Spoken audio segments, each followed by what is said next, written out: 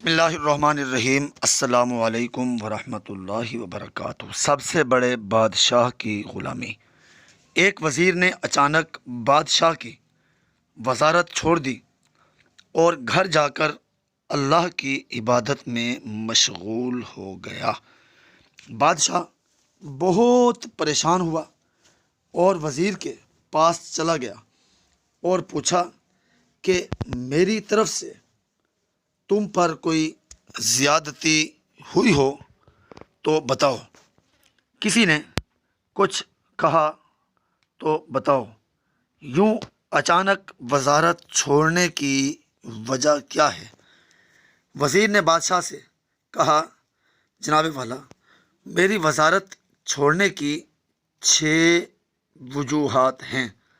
Number 1، تم بیٹھے رہتے ہو اور ہم آپ کے ادب میں کھڑے رہتے ہیں، اور جناب اب میں جس بادشاہ کا غلام ہوں اس کی عبادت یعنی نماز میں بھی بیٹھنے کا حکم ہے۔ نمبر 2، تم کھاتے رہتے ہو اور ہم کھڑے آپ کو دیکھتے رہتے ہیں، اور اب میں جس بادشاہ کا غلام ہوں وہ بھوک سے خود پاک ہے لیکن ہمیں پیٹ بھر کر کھلاتا ہے۔ نمبر 3، تم سوئے رہتے ہو اور ہم جاگتے رہتے ہیں اور تمہاری حفاظت کرتے ہیں۔ اب میں جس بادشاہ کا غلام ہوں وہ نیند سے تو پاک ہے، وہ جاگتا ہے، میں سوتا ہوں تو وہ میری اچھی طرح حفاظت بھی کرتا ہے۔ نمبر 4، ہمیں ڈر رہتا ہے کہ کہیں ہم سے کوئی غلطی ہو جائے تو تم ہمارا سر قلم کر دو گے، اور لیکن اب میں جس بادشاہ کا غلام ہوں جتنی مرضی غلطیاں کر لو اور معافی مانگ لوں تو وہ معاف کر دیتا ہے۔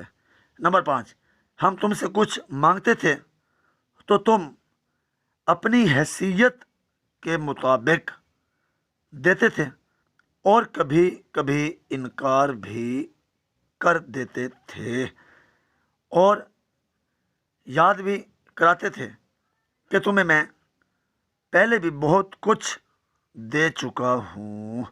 لیکن جناب والا، اب میں جس بادشاہ کا غلام ہوں میں اس سے جو بھی کچھ مانگتا ہوں وہ فوراً عطا کر دیتا ہے، اور کبھی کہتا بھی نہیں کہ پہلے بھی تمہیں بہت عنایت کر چکا ہوں۔